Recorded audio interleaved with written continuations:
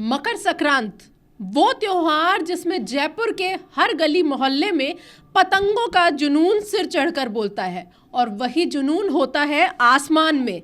लेकिन जब हम आते हैं रामगंज बाजार के हांडीपुरा इलाके में तो हमें वो पतंगें कुछ और ही रंगों में मिलती हैं, जहां एक और राजनीति अपने सिर चढ़कर बोलती है।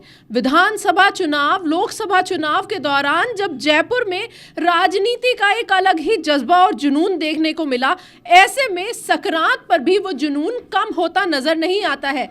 हमारे साथ वही शख्सियत मौजूद है, अब्दुल गफूर जी, जो कि वो पतंगे बनाते हैं जिसमें आपको राजनीति का हर रंग दिख जाएगा। आप पीछे देख सकते हैं मेरे भजनलाल शर्मा, जो कि हमारे राजस्थान के सीएम हैं, डिप्टी सीएम दिया कुमारी, डिप्टी सीएम प्रेमचंद बैरवा, प्रधानमंत्री मोदी, अमित शाह, राहुल गांधी, अशोक गहलोत से लेकर ममता बनर्जी और सचिन पायलट भी यहाँ पर मौजूद हैं।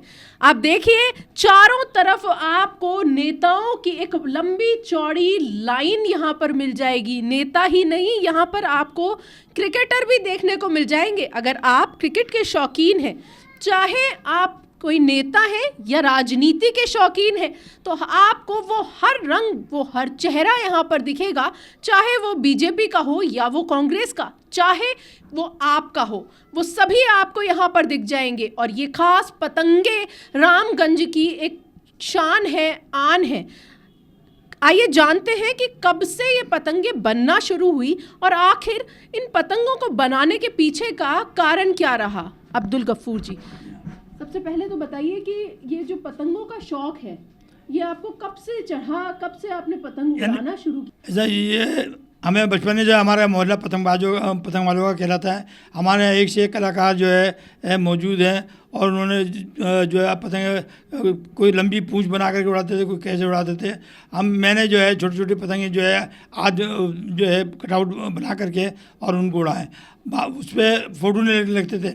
अब जो है जैसे जैसे वो बनाता गया मैं, तो अब मैंने सोचा कि जो लोगों को ये दिखाएं कि भाई आदमी उड़ने वाला है, उड़ने वाली पतंग कैसी होनी चाहिए जिससे एज इट इज़ आदमी उड़े हों। तो ये मेरी बनाए हुए कटआउट जो है, ये काम टूटे सब लगे हुए हैं। आप इसको तंग डाल के तेज़ हवा में आप उड़ा सकते हैं। और इसका ये है कि भाई हमारे यहाँ भाईचारा भी बना रहे, लोग भाई जो आकर के जो है बड़े खुशी से देखते हैं और तारीफ़ करते हैं कि भैया गफूर भाई आपने बहुत अच्छी चीज़ बनाई है। तो इस चीज़ को भी देख के भाई हमारे दिलों में दोनों के किसी कास्ट का उसे मोहब्बत होनी चाहिए।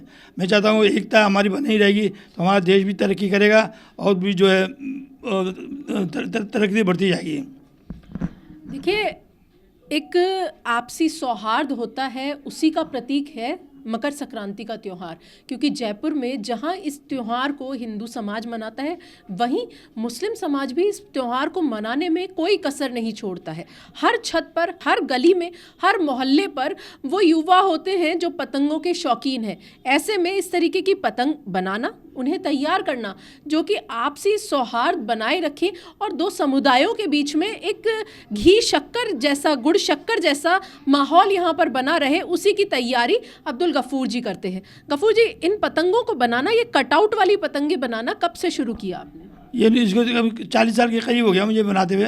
जब पहले ऐसी नहीं बनती थी, लेकिन अब थोड़ी जो है सफाई से बनाता हूँ। और जो है ये 1 नवंबर से ही मेरा दिमाग ऐसा काम करता है कि यार अब कौन से नेता की बनानी है, कौन सी कलाकार की बनानी है। जो लोग जीत के आते हैं उनकी मैं जो है बनाता हूँ और उनका डिज़ाइन देखता हूँ कि भाई इन्होंने साड़ी कैसी पहन रखी है, उनका जो है पहनावा कैसा है, उसके हिसाब से जो कुर्ता पजामा पहनते हैं। अब जैसे बीजेपी के जो है भगवा रंग के जो है हमारे मोदी साहब ने बाला मुखर्जी जी ने जो है पहन रखे, उनको वैसे ही उनकी यूनिफॉर्म के अंदर मैंने उनको बनाया है। तो ये पतंगे जो आप तैयार करते हैं, ये उन नेताओं को भी दिखाते हैं जिनकी पतंगे आपने बनाई? मैंने बेरोज सिंह शेखावत साहब के उनकी बनाई थी, उनको बैठ करके आया। और इंदिरा गांधी जी की जो है गहलोत साहब को, और गहलोत साहब की भी जो बनाई थी, जब उनको वहाँ निवास स्थान पर जो है सिविल लाइन जाकर मैंने उनको भेंट की थी। सीएम साहब की भी पीछे मुझे पतंग दिख रही है, सीएम भजनलाल शर्मा यहाँ पर इस पतंग में सज रहे हैं, तो उन तक भी पहुँचाएंगे इस बार? मैं कोशिश तो यही है कि उन तक पहुँचाऊँ, लेकिन मैंने जो है पहले अपॉइंटमेंट लेना पड़ेगा इनसे। ये हमारे अपने कहाँ पर रहते हैं। हालांकि लोग कहते हैं यार हम चलें, ये सीज़न ख़त्म होने के बाद ये चीज़ हो सकती है।